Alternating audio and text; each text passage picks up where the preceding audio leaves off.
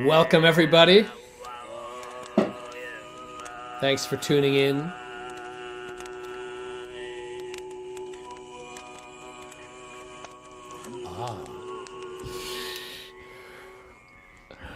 So happy to be here tonight to once again introduce Mark van Tongeren's fine book, Overtone Singing. Thank you, David. Wonderful to be here. Shall I show it? I don't know what it means, but after I speak, I hear myself about 10 seconds later. So I'm not sure when you're hearing it, when I'm saying it, or 10 seconds later. I hear you now. Right. You're hearing me 10 seconds later, yeah. Oh, okay. That's weird. Yeah. That's okay. That means we plan in advance. So my name is David Rothenberg. I'm the publisher of this book, Overtone Singing. Mark van Tongeren is the author. We've got the author up there in the right. Oh, there, I see him. And this way we have, that's the opposite. We got Timothy Hill, a fantastic overtone singer as well. And with the 10-second delay, we're going to try and have a conversation about this. Yeah, I do hear some delay too from somewhere, but it seems that we are right when we speak. If I say hello. You're lined up. I seem to be delayed. All right. Okay. Let's make it work.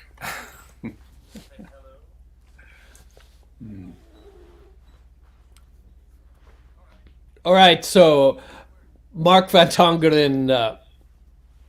Now, doesn't all singing have overtones in it? Isn't that what gives singing its particular timbre and quality? What is so different about this overtone singing that your book is about?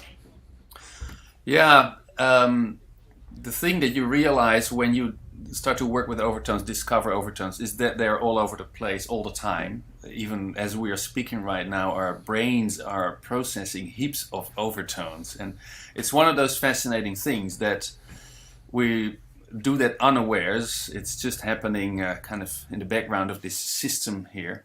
So we don't need that information most of the time. We would get crazy really if we would hear all these overtones that are now also vibrating here in the air and on the internet and between us. So because we don't need it, our brain shuts them out.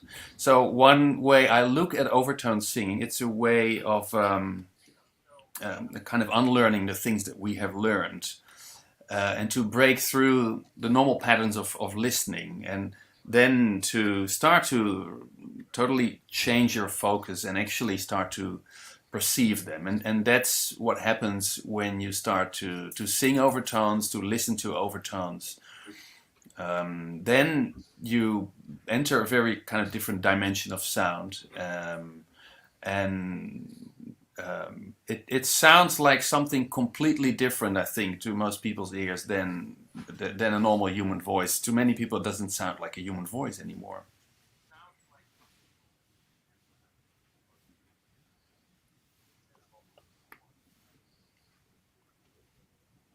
Okay, so I'm hearing many echoes, like a whole canon of sounds here. I don't know about the rest of you. So I'm going to suggest that those of us on this call go to the settings and turn echo cancellation on and see if this gets rid of this problem. But maybe it's just my problem. Are you guys hearing it fine or not? It sounds fine to me, David. Oh, yeah? Fine. I turned echo cancellation on. I hope it helped. Okay. Yeah, I'm hearing a lot of delay. Okay, I'm hearing everything in triplicate. So maybe I'll yeah. Okay, that will be very confusing indeed, I guess. Oh, I know what the problem is. I have it playing on YouTube as well for some reason. Oh, yeah. Now things should be all right.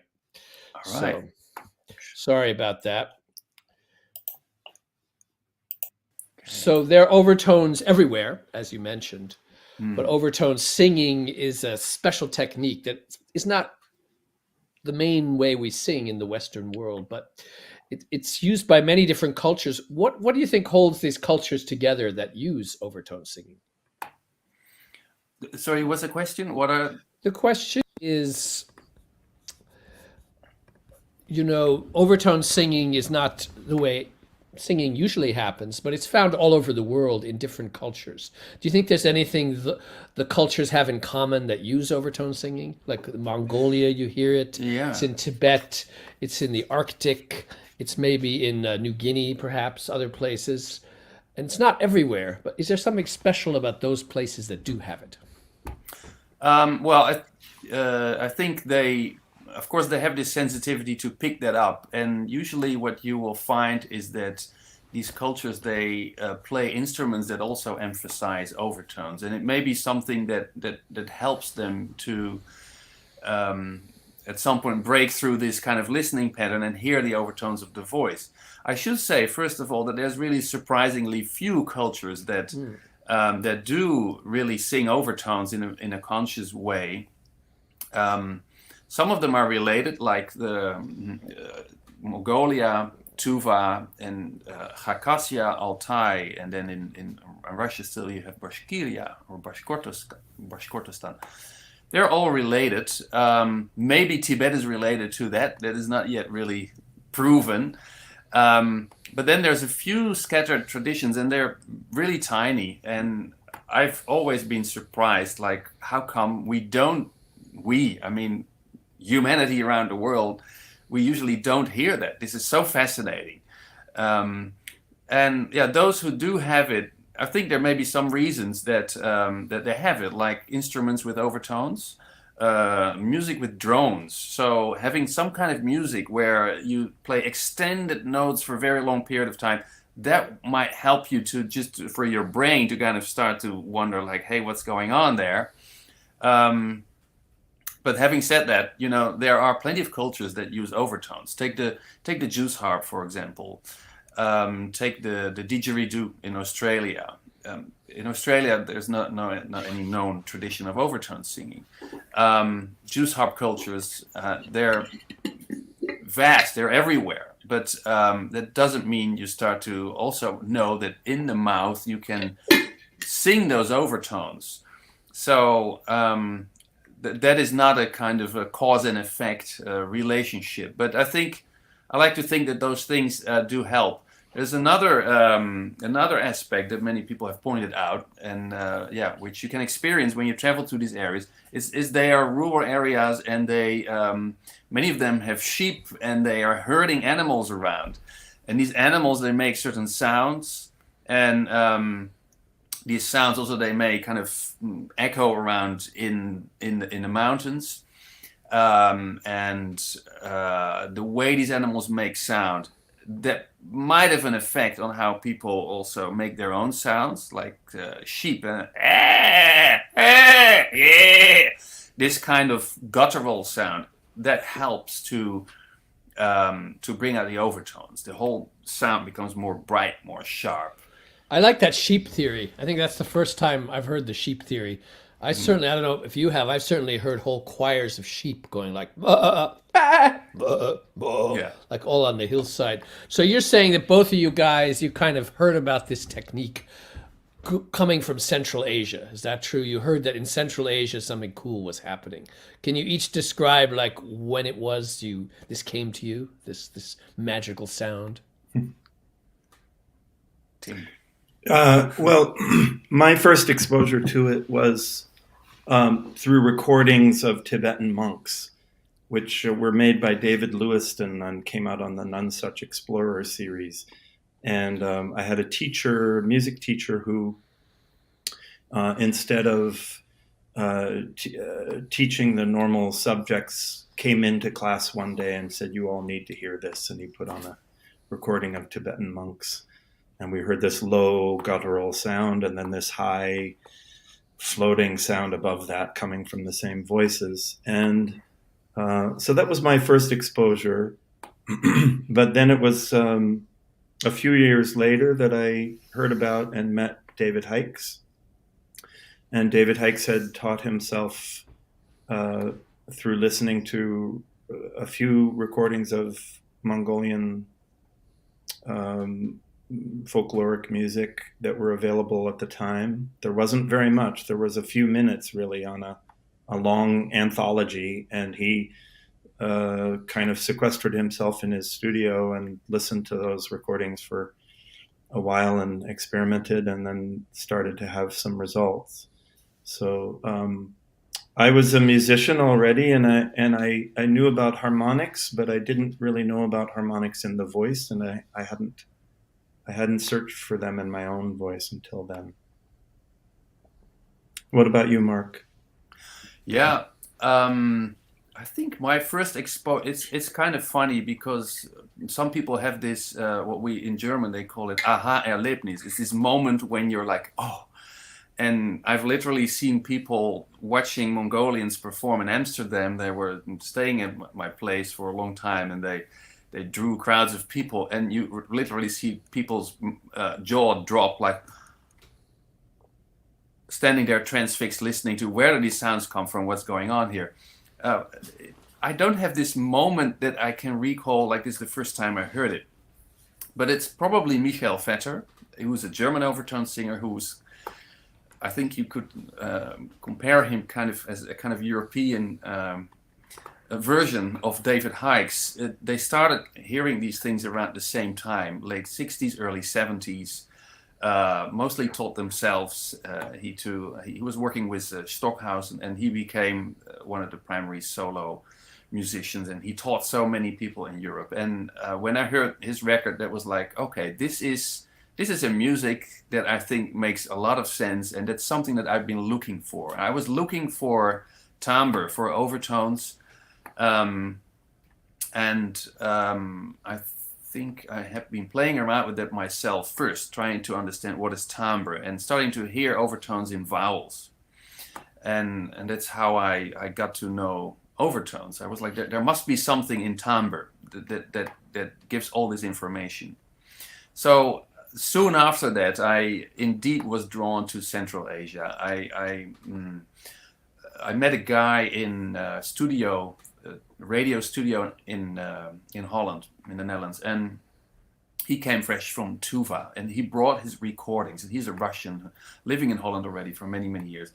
At that time, he was a kind of fresh immigrant, and yeah, he was at this kind of famous throat singing festival in Tuva, in really the very center of Asia. And he made recordings of a lot of musicians in 1992 and or 91, and so he became a very valuable contact and a good friend, and he helped me to go to Tuva, because I realized very soon, like, okay, if there's any people where I have access to now that really know a lot about this thing, then it's those Tuvans, comparable to the Mongols of West Mongolia. They have this ancient tradition, and their way of listening is so open to this whole thing, and they have developed so many techniques of throat singing. It's amazing. So that was really what captured my imagination and taught me a lot technically about listening and using the voice. Yes, I remember those Lewiston recordings as well. And then they had these liner notes by Houston Smith, the scholar of religion. He made all these claims about the deep spiritual meaning of these sounds. And I was like a freshman in college when I heard these in this world music class taught by Brian Silver, who later went on to work for Voice of America in charge of the Urdu division. And then these my friend Claude Destré, he was the Buddhist chaplain at Harvard University. He said, David, we have to organize this concert of these monks. These Tibetan monks are coming to America, the Gyuto monks. We're going to put on this show in the religion building. Like, great, can you write some liner notes? So I was hastily writing all this stuff up. So we put on this concert, and hundreds of people are trying to get in. We're just not prepared for this. Like the Tibetan monks became a big thing. The concert was totally sold out. So many people. They took these concert notes I wrote. Then they went to New York. They met Philip Glass. They became famous. The same notes ended up appearing on some official recordings later. Versions of what I had written kind of spread around. And I think all this goes to show is there's something powerful about this kind of music that grabs people. Then they discover how hard it is to do it. And we have, I'd say, comparatively few Westerners who can really do this technique. We got 2 of them right here. I'm so happy to have met you guys over the coming years. I think I met Mark first in the 1990s, and Tim maybe like 6-7 years later. And that it's it's a technique that's out there, and still very few people really know how to do it. And I think Mark's book really is the best work to learn this whole story, what it is. No one has spent that much time trying to explain it all. And as Tim cautioned me, this book does not tell you how to become an overtone singer. You cannot get that from a book. You've got to practice. You need a good teacher like these gentlemen here and others, and spend time. But the book tells you this whole history and the world of fascinating people who are doing this. Yeah, can I add something about this Tibetan thing? Because actually, there's a record. You see that record over there. There's an album. That's the album that Huston Smith put out. He's the first who heard this and who sat there in India when monks had come down from Tibet, fled Tibet, and he had this very fascinating description how he was sitting there and suddenly he heard the bells of the Big Ben ringing. And it was these overtones coming out, and that is one record. And then there's the Lewiston record that became really, really popular. That was widely distributed. This is a kind of obscure record. The thing is with these Tibetans, I showed them the first time in the 90s. I said, well, I practice a little bit this Buddhist chanting, and I would go like,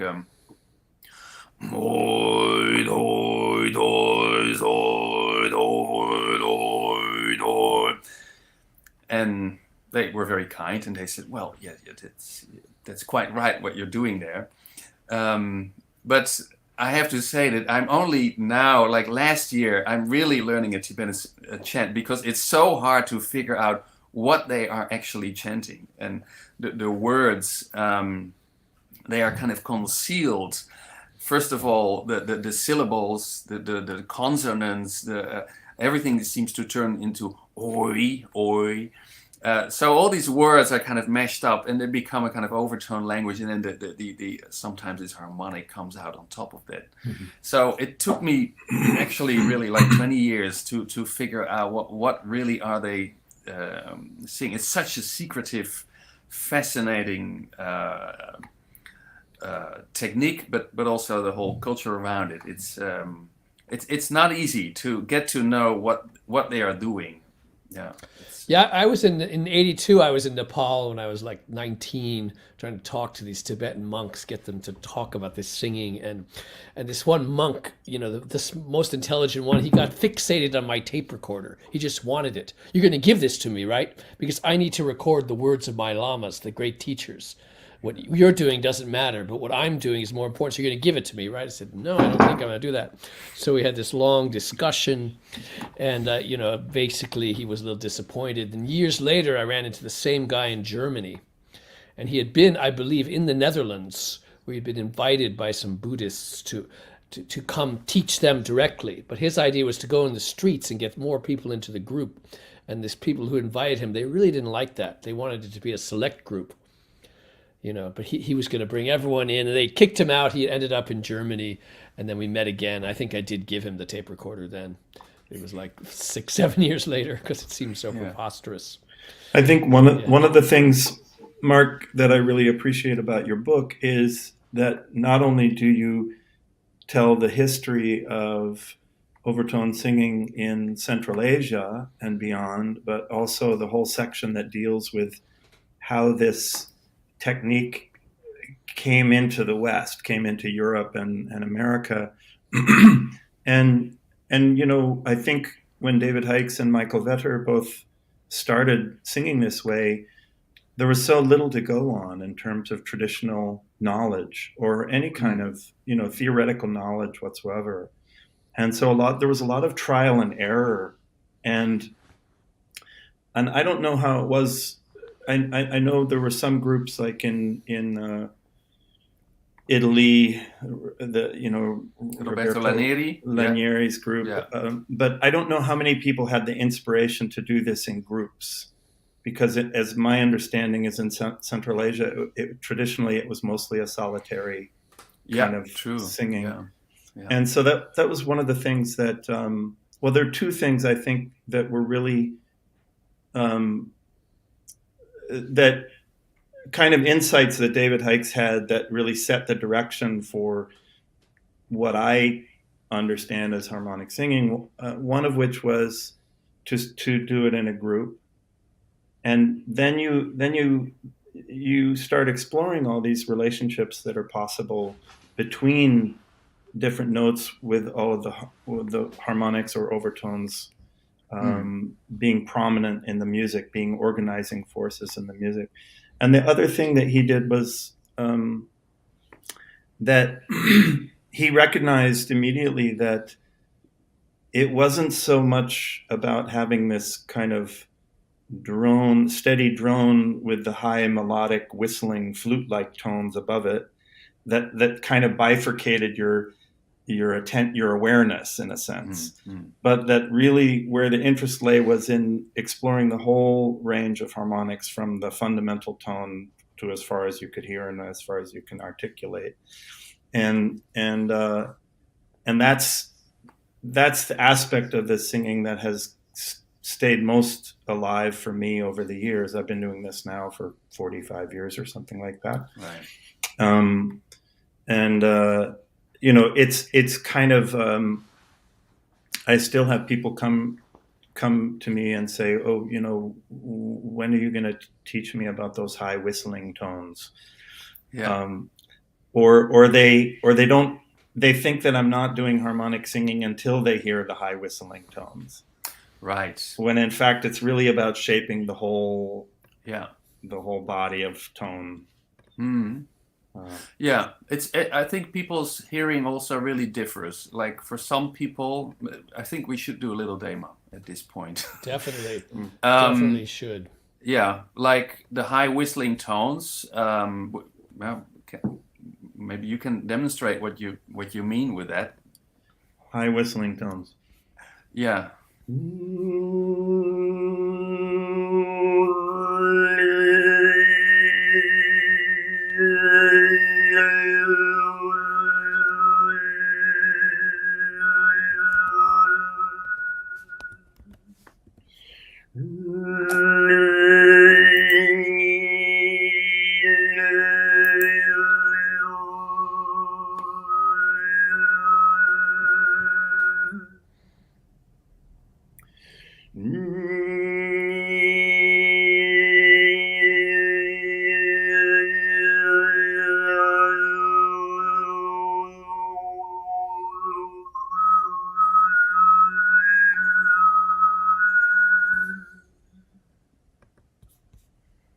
Yeah, that's fantastic. It's very clear, like unlike a human voice, almost like pure whistling, and the fundamental disappears. So I think you were saying that in contrast to other techniques where maybe the lower frequencies are also stronger, and one is where you use really more like a vowel kind of sound. So let me show that, and that might sound for a lot of people not like singing overtones, and it's certainly very different from what you were doing.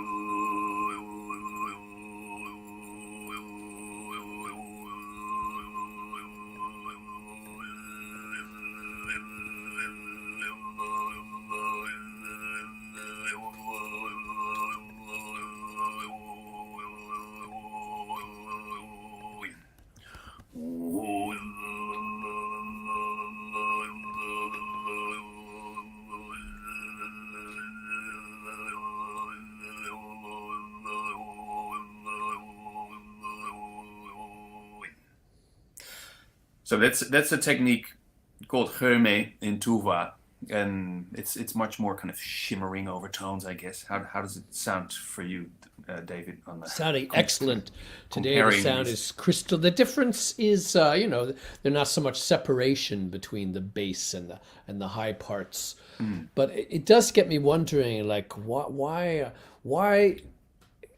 does the human voice have the ability to do this? And it's not used by so many people around the world, but we can do it. So why doesn't everyone do it? Why isn't it used more widely? And in those places where it is used, what does it mean? Why do people do it? I'm very curious about Timothy's take on the first question. Like, what do you think? I mean, I wrote a book about it already, but what is your take on that? You've been doing it for 45 years. What were the results and in learning people, teaching people about this for you? Well, I think in a way, for me, it's kind of the same question as why do we not hear harmonics? Why do we not hear overtones? Why are we not paying attention to them? Why are they not part of our awareness? Why, as you say, we tune them out because we don't need that information. It's extraneous information or something like that.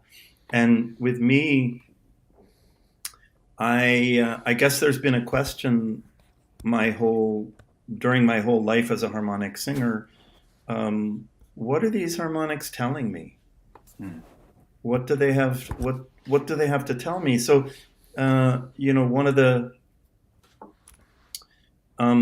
some of the tones are very harmonious and very much like what we would gravitate toward in our music, perfect fifths and major thirds, and then you start getting into tones which are outside of our usual experience, like the flat seven, the seventh harmonic, or the 11th harmonic, which is a kind of quarter tone. It's like you wouldn't find it. There's no way to play a piano note that has that tone. And so I started listening to these things, going, "Well, what is this? This is telling me something." It's like when you have a taste. You taste a new flavor and you're like, this is what is this? Or any kind of new experience. So that's what the harmonics were doing to me, to my ears, to my consciousness, my psyche, whatever. And so that's remained a very alive question for me through the years. What do I have to learn from these tones and how they're related to one another? The relationships that you find in the harmonic series, which is, David Hykes always used the analogy of it being like as the spectrum of visible light dividing into the different frequency wavelengths that produce the colors of the rainbow.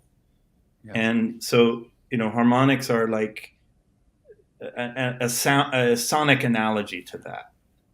This rainbow of sound that is in every sound that we hear. It's in every voice we hear, every instrument we hear. It's in our refrigerators, our fluorescent lights, etc.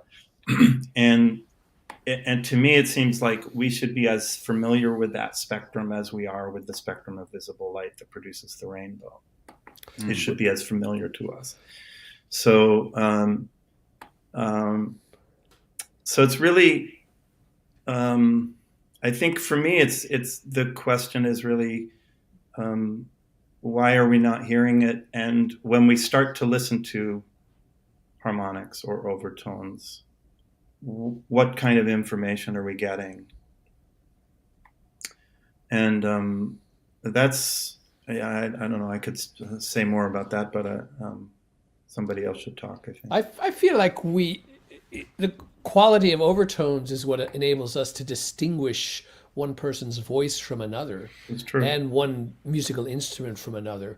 We just don't often think about it in that way. And that overtone singing causes us to focus on this aspect of what's always there. Just like people don't know how light works in images until they start playing with like Photoshop or some or even actual theater lights. You don't know how illumination works until you start messing with it. And so overtone singing is like messing with the overtones that are already there, calling attention to what has always been part of our sense of listening, but we haven't focused on it. And once you do focus on it, it does wild things to us, which is what leads some people, at least, Mark can say a lot about this, to think that it has this sort of healing, calming, grounding spiritual quality. It's certainly what Houston Smith was talking about in that recording. And thank you, by the way, for pointing out that it was a different recording. The Houston Smith one is, wasn't the same Lewiston one that we heard. But those guys both were like transfixed by this early on when it was hard to hear this music. But what does it do something to us? Does it heal us? Does it ground us? I have a question still for Timothy, because I noticed that you have been a teacher for many years now in a department, music department with Dawn Opshaw, a very famous soprano, I think. That was for a while. I'm not associated with them currently, but yes. Okay, but working in that department with a really established singer, what was how did that collaboration go? And like, did she ask you to come there? Did it change people in this music department? How does it connect to this wider idea of musical practice in that kind of academic way, in your experience when you were teaching there? Well, it's very interesting because that was, you're talking about the graduate vocal program at Bard College in New York. Yeah, that was it. And Dawn Opshaw, who's a very well-known soprano, was the kind of artistic director, I guess, of the program. And so, I was invited to visit and give workshops to the students in a couple times a year usually. And one time she told the incoming students, this is what this whole program is about, because she had made a career of bringing in other kinds of vocal modes of expression into a typically classical, way of singing. But in fact, it sort of didn't. They didn't utilize me and people like me as much as they could have. But what I would like to say is that it was very interesting because all of the students there, they were graduate students. Some of them already had careers and websites and all of that. And some of them have become quite well known since graduating from that program. But so they were their voices were all highly cultivated when I met them. Yeah. And I would say that about half of them really got it. Oh, half of them, yeah. And that they really, it made total sense to them. And you said something before about the the timbre being related to vowel sounds, and that's a very important part of how I teach people and how I work with my own voice. Half of the students didn't get it at all. Right. They didn't hear my overtones. They couldn't hear overtones in their own voices. And the only way I could explain that to myself was that they had invested so highly in cultivating the kind of voice that they wanted to cultivate that they could no longer hear what was really going on. Yeah. And so this brings me back to the sort of the kind of philosophical approach that we had in the early days of the harmonic choir, which was, we had stumbled upon this technique of singing that blew our minds and usually blew the minds of people who heard it. And so there was a kind of underlying question, which was, well, if we were missing this, if this was here the whole time, and we just didn't know that it was here until somebody pointed us in that direction, what else are we missing? And particularly, what else are we missing about our own experience and our own experience of being alive in a human body, Did the harmonic choir think they were doing like new music or some kind of ancient music? Well, that's a good question. But I mean, it was really David's direction and his inspiration, the shape that the music took. Mm-hmm. So, he called the first recording we made was called Hearing Solar Winds. And that gives you an idea of how he conceived of this. I think he conceived of it as a kind of translation of some fundamental universal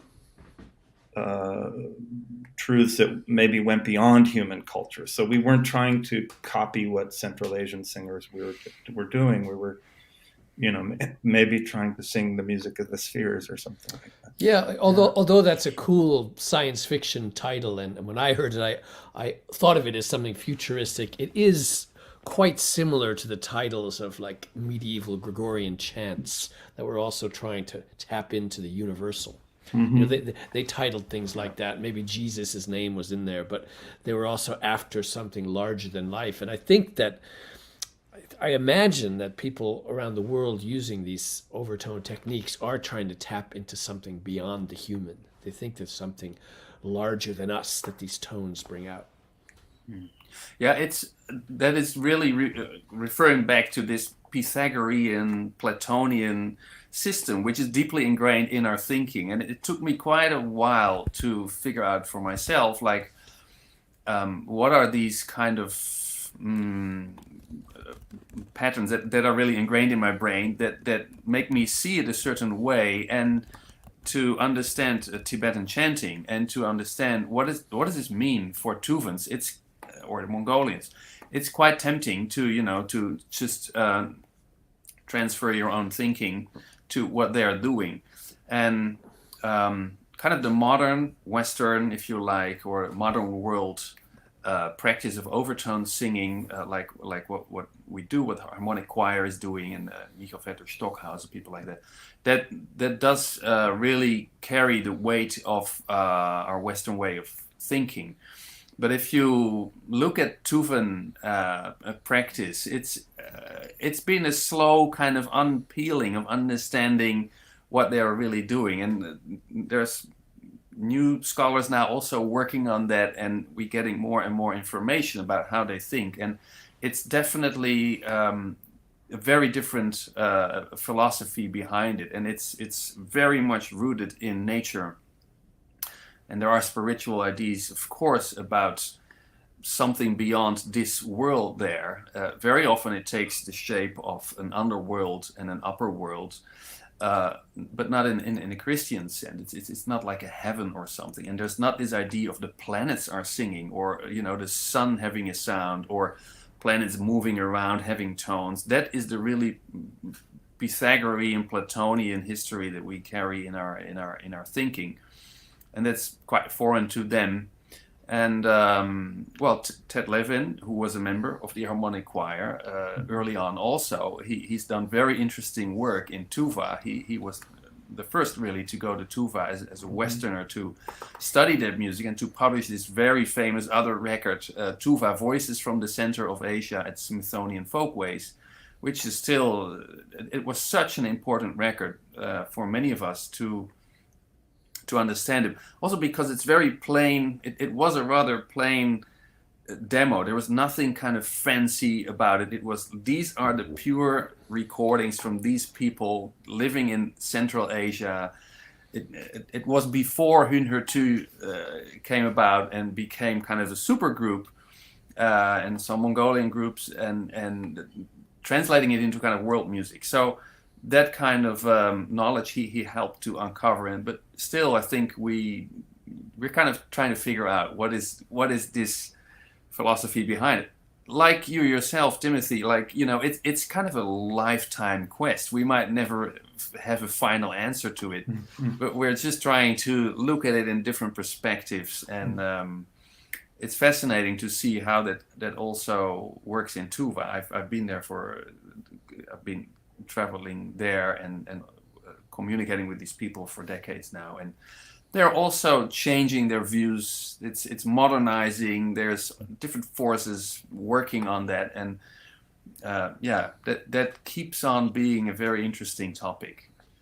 Well, one of the things I think is interesting is that when you first start singing this way, and you hear these high whistling tones that are 3 or 4 octaves above the fundamental tone that you're singing, it does sound very alien at first. Yeah. You don't think of this as being, oh, this is me making this sound, or at least I didn't, and a lot of people I think don't. It feels like something, kind of from beyond yourself. and I think it was quite a few years before I started hearing those higher tones as being part of me and part of my voice, part of my experience. So that is, there's a kind of integration that's happening where you have a voice that you're comfortable with and a body that you're more or less comfortable with, that you're familiar with, and you identify with that body and that voice, and then you find something else in the voice or in the body that's unfamiliar to you and maybe seems like it's doesn't belong to you. And then there's this kind of integration. I mean, for me, it's taken very, very many years, but there's a kind of integration where it's like, oh, this is a part of me. This is actually a part of my experience, and I think, it's a very precious part. So it sort of demands a certain kind of care, and caretaking, I guess, cultivation and Absolutely. respect or something like that. Yeah, it will definitely take a lot of time usually. And if you bring in these questions like, about identity and what is it? Is it me? Is it not me? That's a wonderful path to walk and to it's philosophy and music going on at the same time. And I think in that sense it's not really different for Tuvans or Mongols. They of course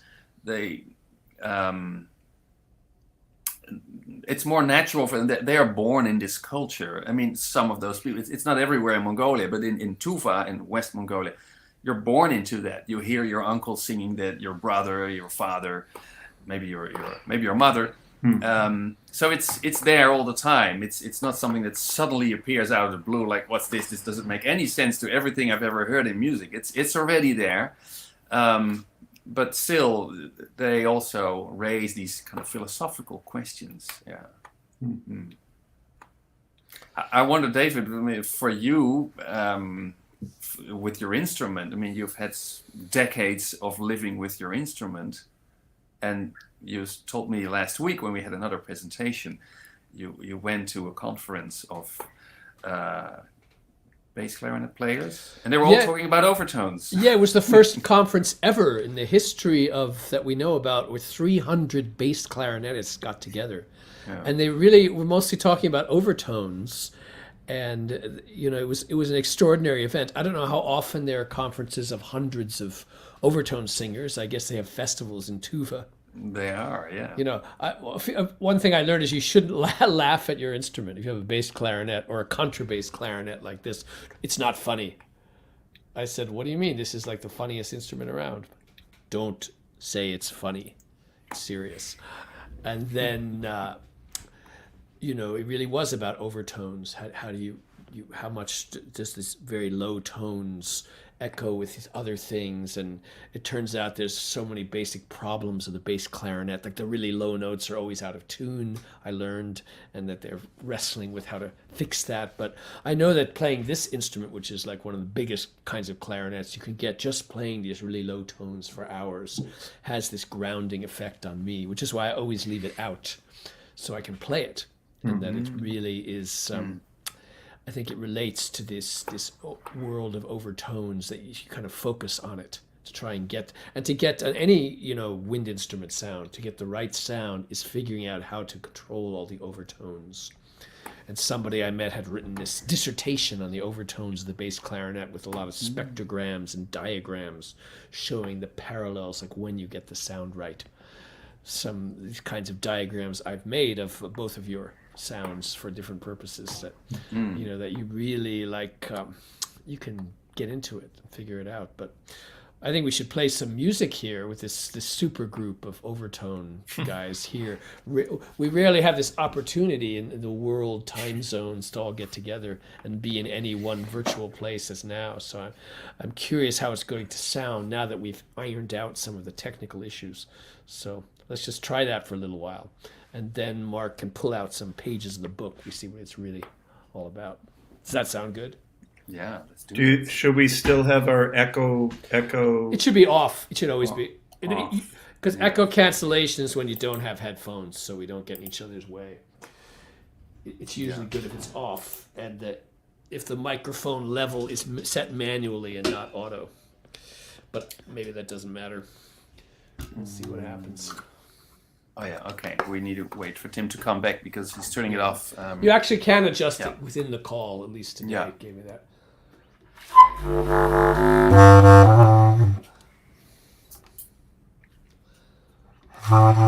Sorry.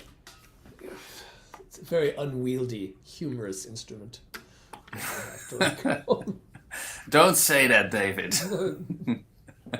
This is I don't mean to distract from the world of overtone singing here, but once you talk about overtones, it fills out to all kinds of music and becomes like, it really changes the way you see and hear the world, and is sort of necessary for, it just helps anyone. You don't have to be an overtone singer to be interested in this topic. It's sort of all musicians.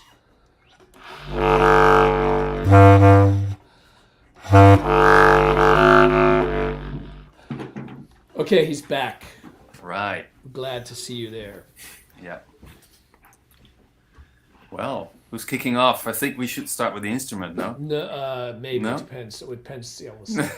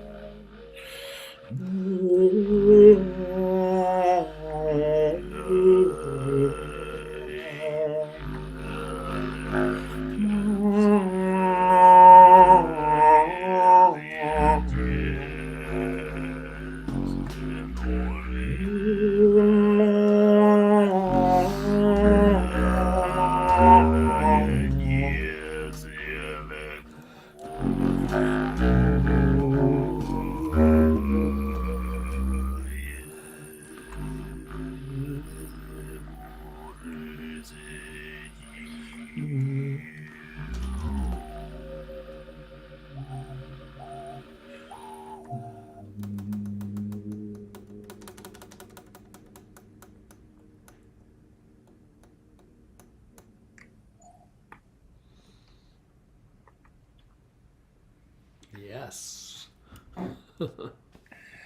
Okay. That's the beginning. Beginning of something new. Okay, Mark, you have some pages you want to show? Some elements you want to reveal from Well, in it's this just book, or do you want to go Yeah, right people- to questions from the audience? What do you? There you go. Very nice. Perfect. Yeah, I just love to- it. Yeah. show a few things. Also, the colorful pictures, the colored pictures that were black and white in the book. This kind of thing took me a long time to figure out these mouth positions. Redrawing. The musical information is now more there after some suggestions from people. Like, I didn't really give the meat, and now I think the meat is more there. Like, which pitches, which overtones. Yeah, so we can just keep talking. We can show a few slides here to Yeah, give very people an nice. impression You of what really it get a looks like. sense. It was a lot of work getting this book together, I have to say. Like, it's not easy to publish something so detailed, so comprehensive, that has all this stuff in it. Like, it's so I hope you appreciate this, all of you readers and would-be readers out there. Like this is and this amazing anthology of all the music that goes with it, available in numerous forms: digital, physical, mental, supernatural.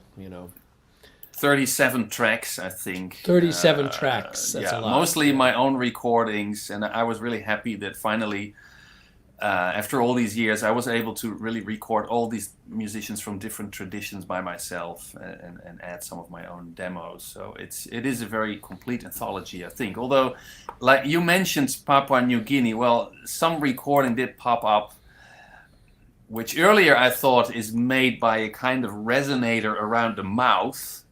But then someone shared a video recently, and it maybe that's not a resonator. It's maybe that someone is really singing these overtones. They are with a So- bug. They with a beetle in his mouth. The beetle is the juice harp. It's like Yeah. buzzing around. That's just crazy. Yeah. That's And what that's these. like. Don't try that at home, and you have to find just the Yeah. right bug. Don't just swallow a bee and try and do it. It's not going to work. No, they pin it on needle. These people from the Xhosa in South Africa, they also know this tradition. It's also known in Papua New Guinea, probably many other places. Kids like to do that. They take a bamboo needle or whatever and pin a desperate insect on it, and it buzzes and it goes. It's just like your toothbrush, Many people have these electric toothbrushes. And I'm going to try that. I have not thought about that. yeah, no, the electric toothbrush. It's They're even called sonic toothbrushes, so they must know about something. Yeah. yeah. Okay, that's just to give an impression of this.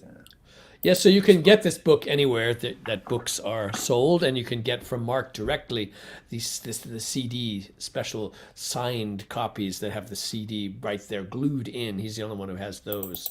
And then the music is in numerous places on Bandcamp, and then probably also streaming everywhere else too, or if not, it will be soon. Yeah, let me show the.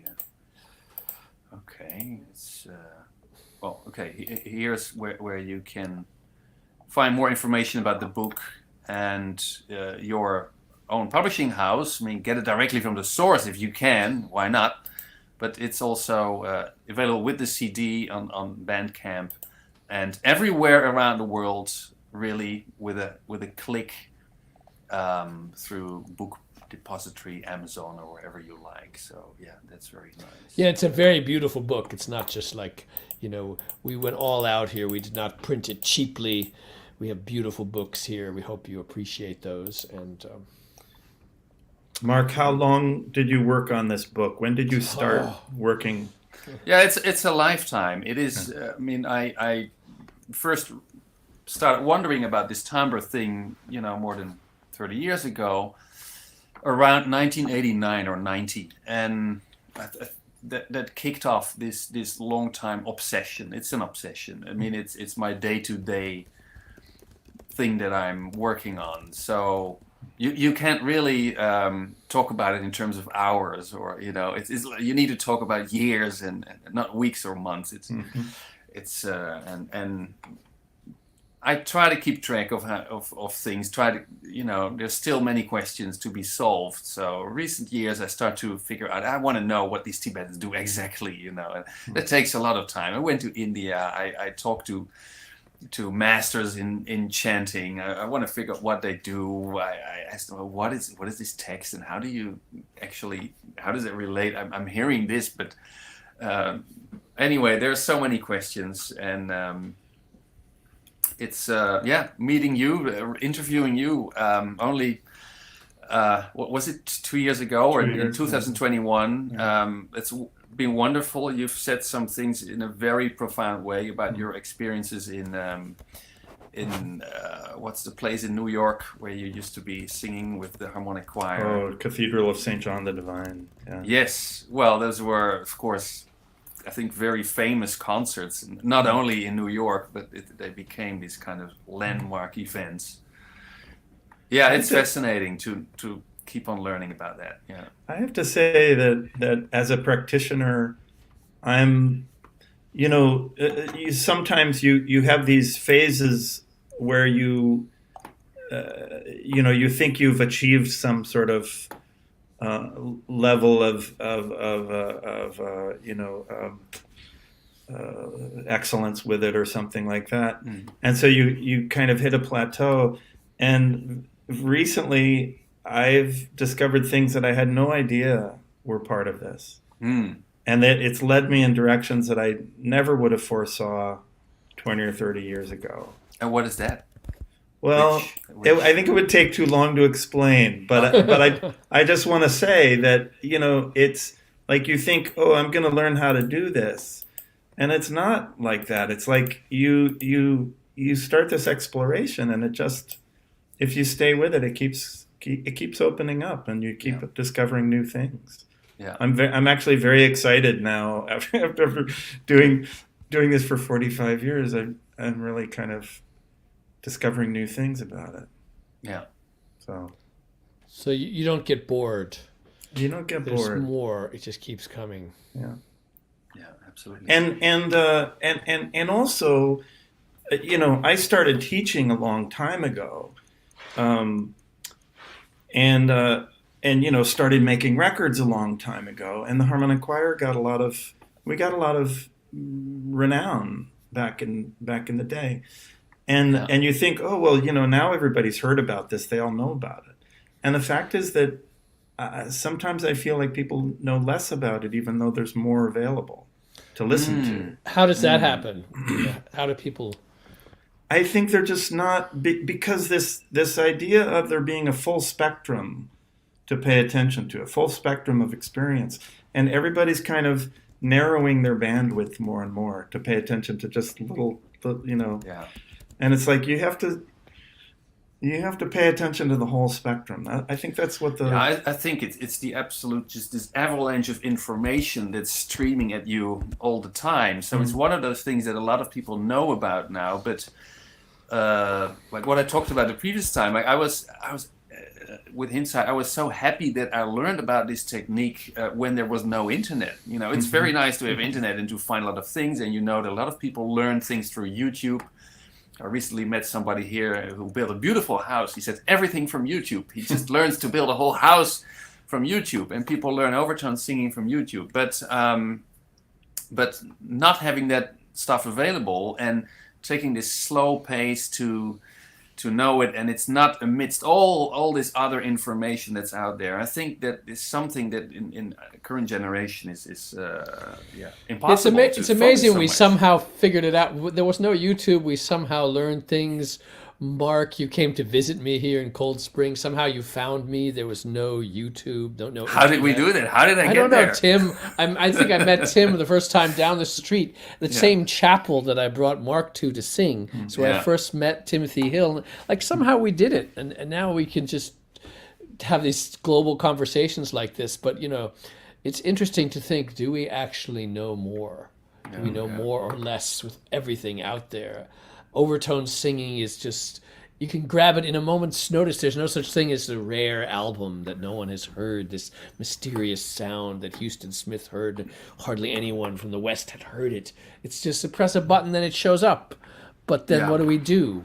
What do we do with it? What do you do with it? Yeah, and that's, I think, that's part of the spiritual side of this whole thing. You know, you just listen to these overtones; they suck you in, and you're right there. And there's no internet, there's no YouTube. It's just the tone, and this tone is larger than our technologies, our attention, anything else. And when you connect with them, you get this sense, some kind of sense that they're actually able to go quite a ways. You know, whether they're going quite a ways in space or some other way, they're connecting to something. So in a way, you know, we're kind of amazed that the internet exists and that we can talk to each other from halfway around the world instantaneously. But there's something about overtones that has a similar kind of effect on consciousness, I think. I don't want to put too much on what I think it might be, because it's a mystery. It's, you know. Mm-hmm. Yeah, it can be so many things. I think it's like this kind of pattern behind everything we say, everything we hear, every musical instrument. It's this pattern that's underneath. It's like this DNA, and our DNA is our whole being, including all our thinking and all our doing and reproducing and whatnot. So it's it is quite deep in that sense, and we'll never find one answer to these questions. It's I see it kind of as a kind of mirroring. You know, I like to think of when I sing these overtones, it's kind of a mirror for your life, for yourself, for sound. And at one point when I was doing a PhD, we did a whole series of experiments with Roland Rick Kelly, another very wonderful overtone singer. And what I want to do there is I want to let the overtone series meet itself. So we were both singing overtones, and we had all kinds of ways to create constellations, and it's kind of mirroring the universe back to itself. Well, that's one of just so many analogies that you can use here. It's Okay, does anybody in the audience have any questions? You can type them in the comments here, and we'll be able to answer them. I see some earlier comments, but if anyone has any questions, now's the time. You can type them in, and we will get to you.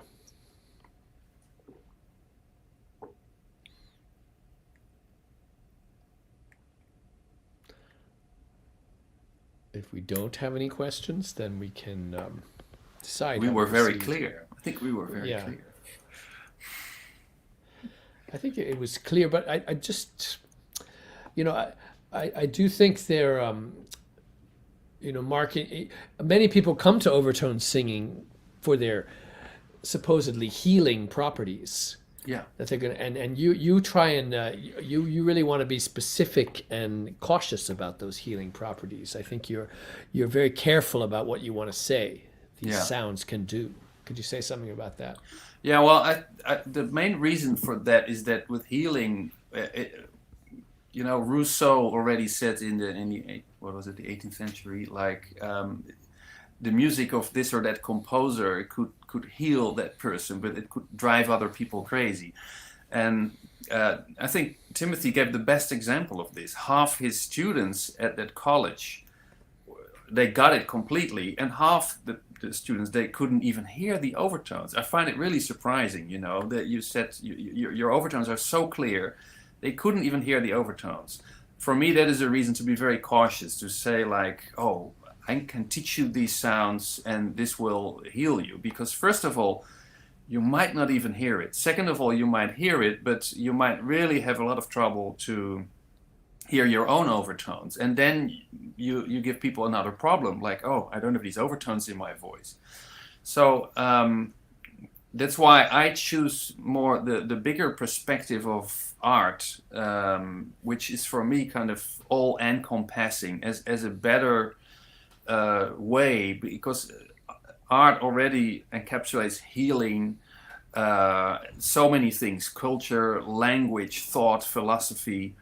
To me, to say it's healing, or it should be healing for you or something, it makes it a bit too kind of technical or too practical. And I think it's the creative imagination that goes into this, and you can really see that also in Tuva. Like all these singers now, they keep on developing it in new ways, and in also in the West, in the modern world. If you figure it out for yourself, you ask yourself, what is my voice? And not, how do I produce this sound? How do I get strong overtones? How do I make them out? I want to have this technique where they go,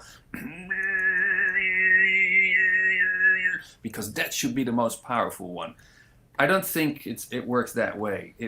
For me, the most important thing is to let people discover what's in their own voice, all the richness of it, all the ugliness of it too. I teach people to make all kinds of noisy sounds, grainy sounds, breathing sounds, rhythm sounds. Music is all that connected, and then there's theater, and there's light, and there's movement, and I don't want to limit it to that one sound that will heal you, and even less so to say, oh, and there's the 8 overtone, and that number means this, and then 9 means that, and then 10 means that. It's all very limiting to me. I don't believe that.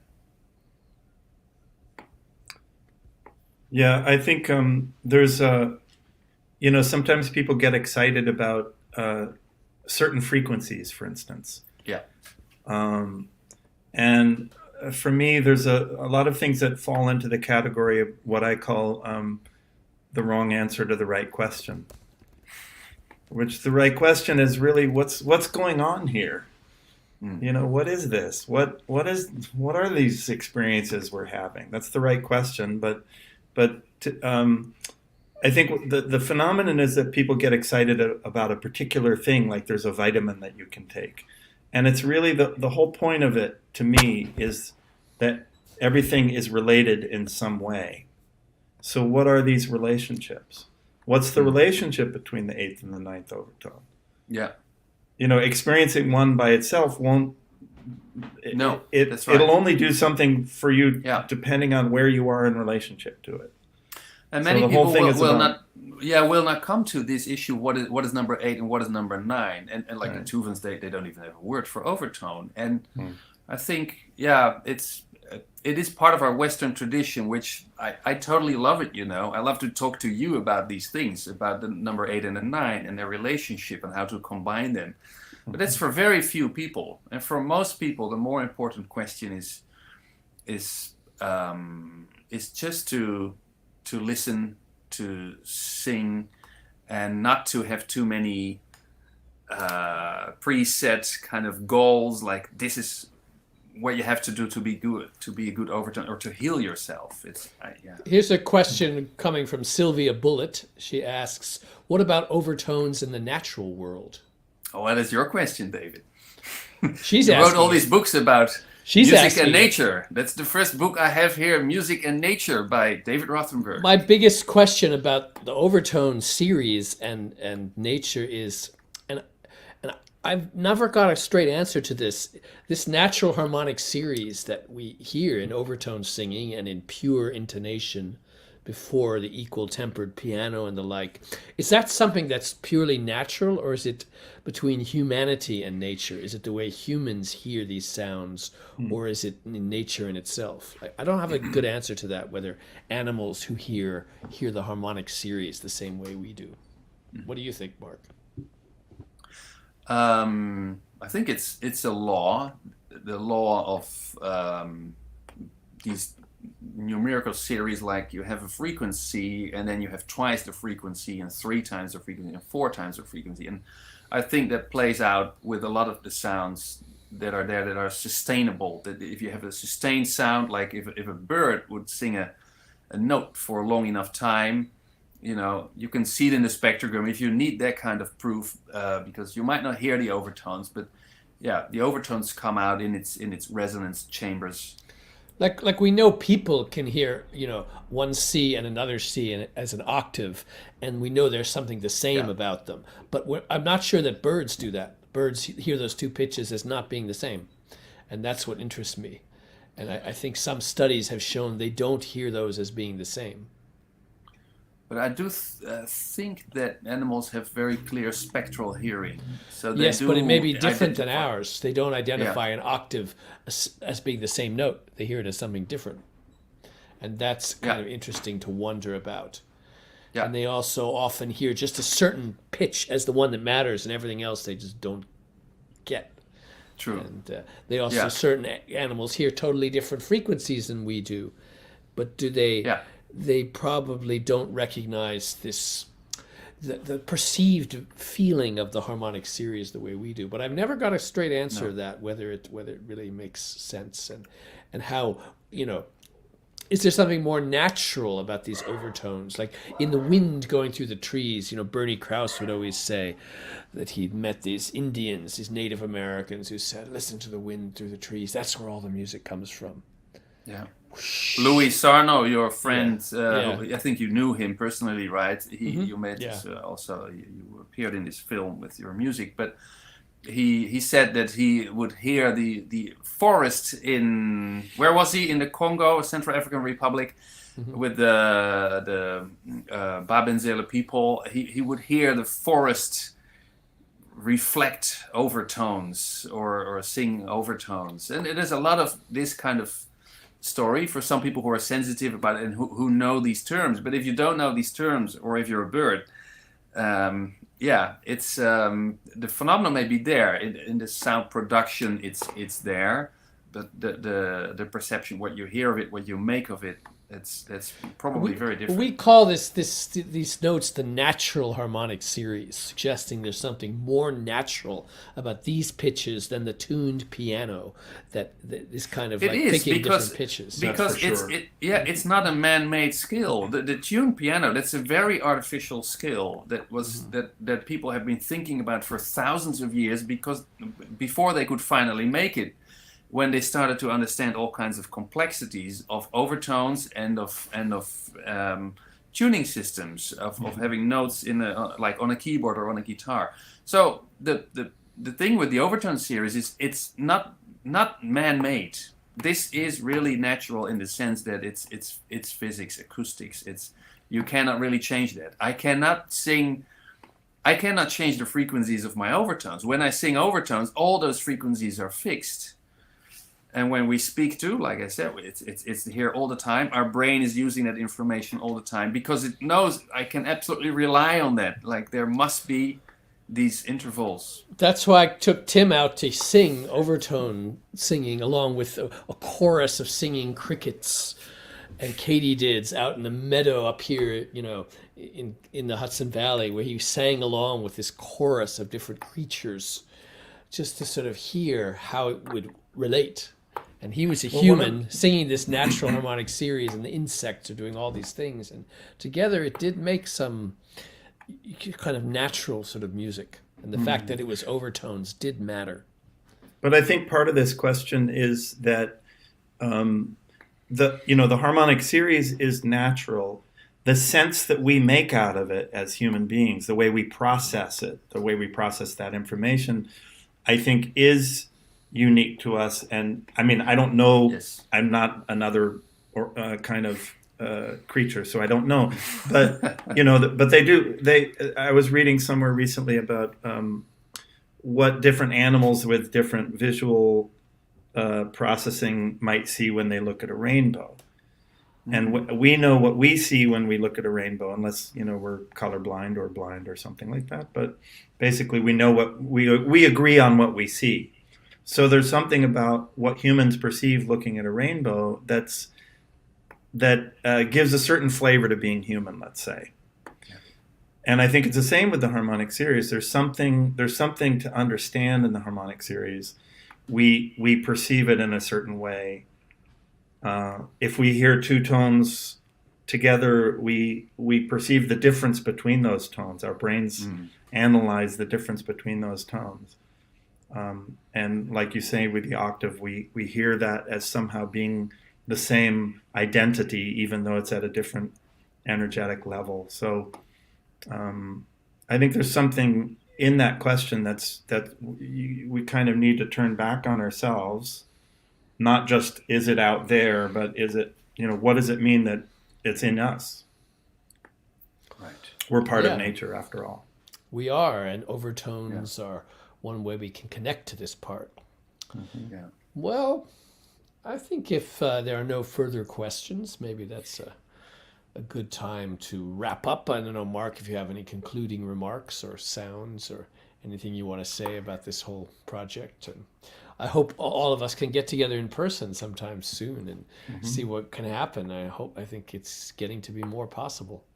Yeah, that would be great. Yeah, no, I look forward to that, to make music together live without the delay. Yeah, it's going pretty well. The delay was my problem.